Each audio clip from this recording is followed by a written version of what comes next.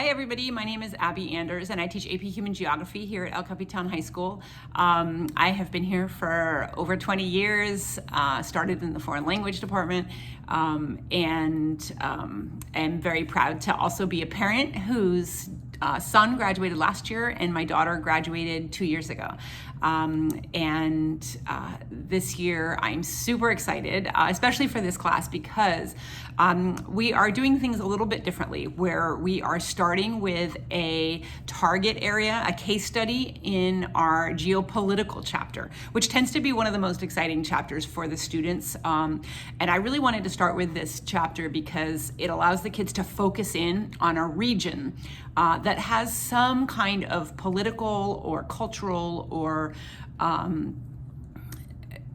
economic tension that is going on. It can be a lot of different things. It's usually not just one issue, but the students are focusing on this area, becoming specialists in the geopolitical tension that's going on, and what they're going to do then is be able to compare with their peers throughout the year the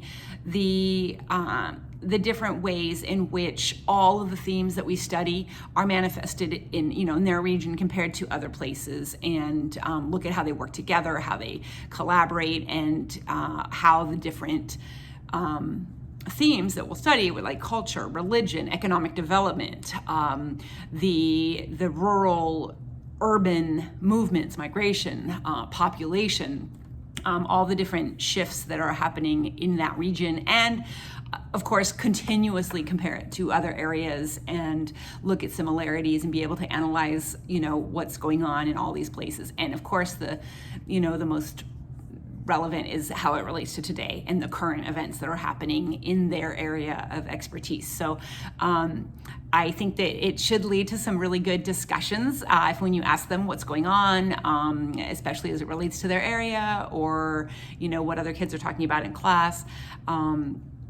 As far as expectations for this class, I do expect that the students have done reading every night. They need to read for about a half an hour, 40 minutes, and make sure that they're understanding what they're reading. That's really the most important part.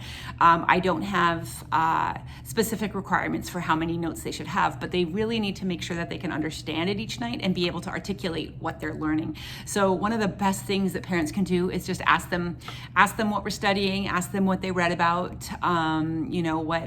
what they're learning, and just help them be able to articulate that. Of course, when a student can tell you what's happening, chances are they understand it pretty well, and you can ask them questions and they can think deeper about it. So I really encourage you to reach out, and especially to help your student reach out. Even though this is an AP class and it's probably one of their most challenging classes as a freshman for most kids, although not all of them for sure. But I treat it more like a practice AP test, a practice AP class where, even though I am preparing them for the test in May and we stay on this pretty rigid timeline, I am here for them all the time. I'm here at lunch if they have questions, they want to come in. We're on a group text remind, basically, where they can they have a text number for me that they can ask questions to. I answer all the time whenever I get the text, and email, of course. I'm good with that as well, if it's not something that they're working on right now. The texts are usually regarding whatever they're working on that night, or the reading that they're doing, or even better, are questions that come up about something that is happening. We are following global events as they relate to the class, and looking at the areas mostly right now of tension. They're called shatter belts if there's a lot of different things going on.